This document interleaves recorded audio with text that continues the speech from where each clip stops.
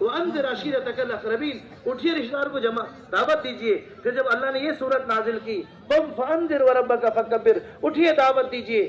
آپ خود دعوت میں لگ رہے ہیں، جو کلمہ پڑھ رہا ہے اسے کلمے، عورت کلمہ پڑھ رہی ہے وہ بھی محنت میں لگ رہی ہے۔ بلکہ اگر ہم غور کریں گے مجھ سے اور آپ سے چوک ہو گئی، ہم نے عورتوں کو پیچھے ڈال دیا۔ خالق کائنات نے عورتوں کو آگے کیا تھا، کس میں؟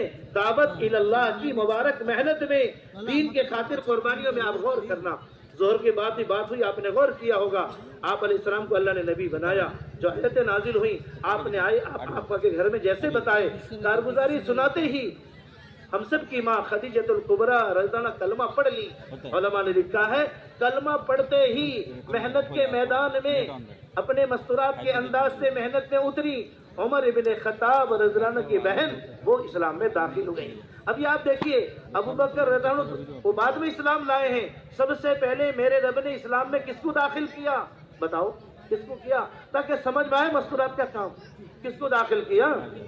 اللہ نے کیا ہے، کوئی ایسے اپنی مرضی سے نہیں، یہ ادھر سے چناؤ ہوتا ہے۔ اور آگے دیکھیں آپ، سب سے پہلے جان دینے والی ظہر میں آپ نے واقعہ سن لیا، دہرائیں گے نہیں، کون تھی؟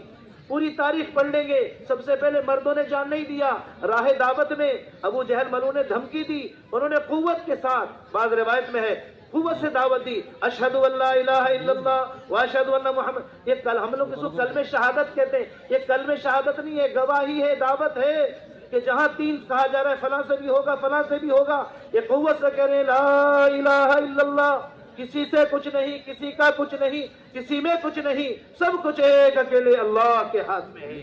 دعوت دی ہے قوت سے، اس نے برچہ مارا ہے، شہید ہو گئی ہے۔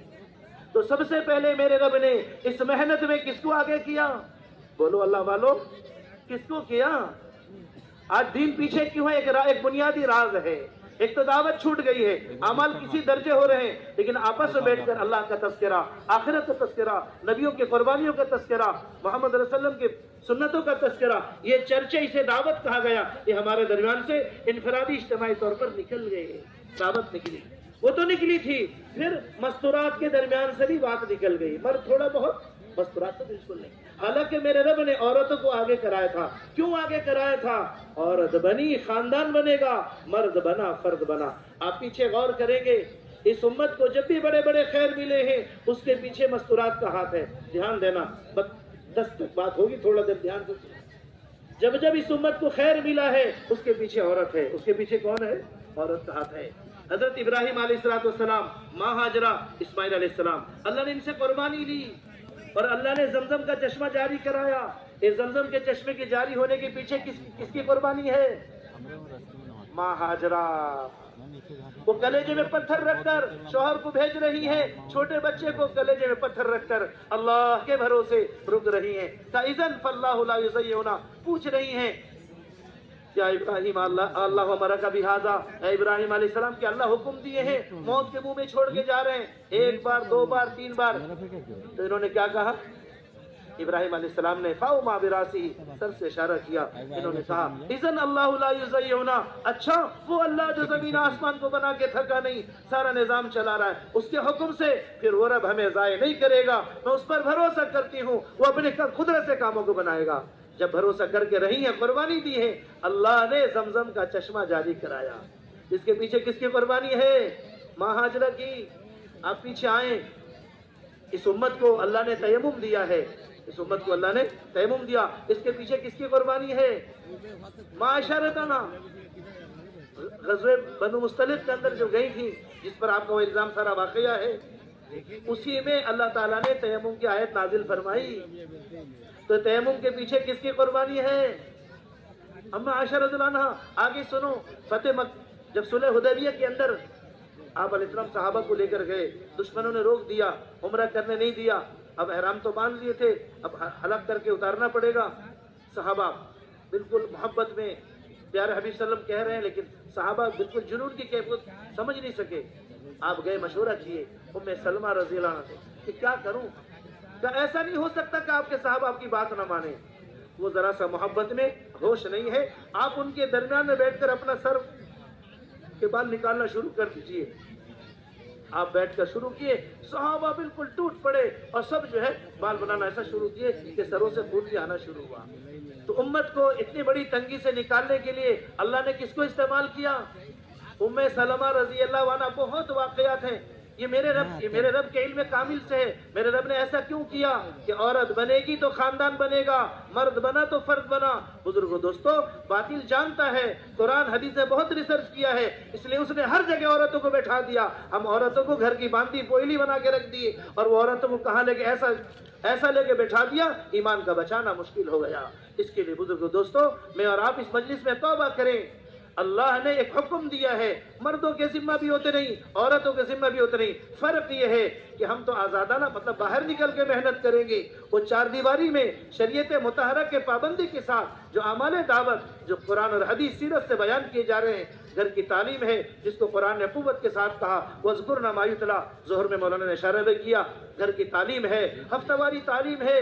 مستورات کی عورتیں آئیں حضور صلی اللہ علیہ وسلم کی خدمت میں کہ یا رسول اللہ علیہ وسلم، مرد تو کچھ نہ کچھ سنتے ہیں، ہمارے لیے کیا ہے؟ آپ نے حدیث میں ہے دن بھی متعین کیا، جگہ بھی متعین کی کہ تم وہاں جمع ہوا کرو۔ فقیر امت رحمت اللہ علیہ محمود حسن گنگوہی رحمت اللہ علیہ فرماتے تھے کہ ہفتہ واری تعلیم مستورات کے لیے پردے کے پابندی کے ساتھ۔ پھر لکھتے ہیں بنگلے والی بستی حضرت نظام الدین بنگلے والی مسجد سے جو ہدایت دی جا رہی ہے، اس ہدایت کے روشنی میں مستورات کا ہفتہ واری تعلیم کرنا بہت ضروری ہے۔ اس ہدایت کی روشنی میں مستورات کا خروج بہت ضروری ہے۔ اتنی کتاب العلم، فتاوی محمودیہ میں کتاب العلم ایک جلد ہے، اس کو آپ پڑھیں گے، سارے سوالات مستورات پر اور حضرت رحمت اللہ علیہ کے سارے جوابات مستورات پر۔ لوگوں نے مختلف لائن سے سوال کیا، کسی طرح مستورات کے خروج بند ہو جائے۔ حضرت رحمت اللہ علیہ چونکہ اس محنت میں سب سے پہلے چلے ہیں، فقیہ الامت رحمت اللہ علیہ شروع زمانے میں چلے ہیں، وقت سال لگایا اس زمانے میں۔ اللہ نے قرآن حدیث صحابہ کی سیرتیں کھول دی تھی، علماء کے سامنے تو ہے ہی ہے، وہ عملی طور پر چلے تھے۔ قدم قدم میں کہا کہ شریعت کے پابندی کے ساتھ عورت کا نکلنا بہت ضروری ہے، عورت کے ہفتہ واری تعلیم بہت ضروری ہے۔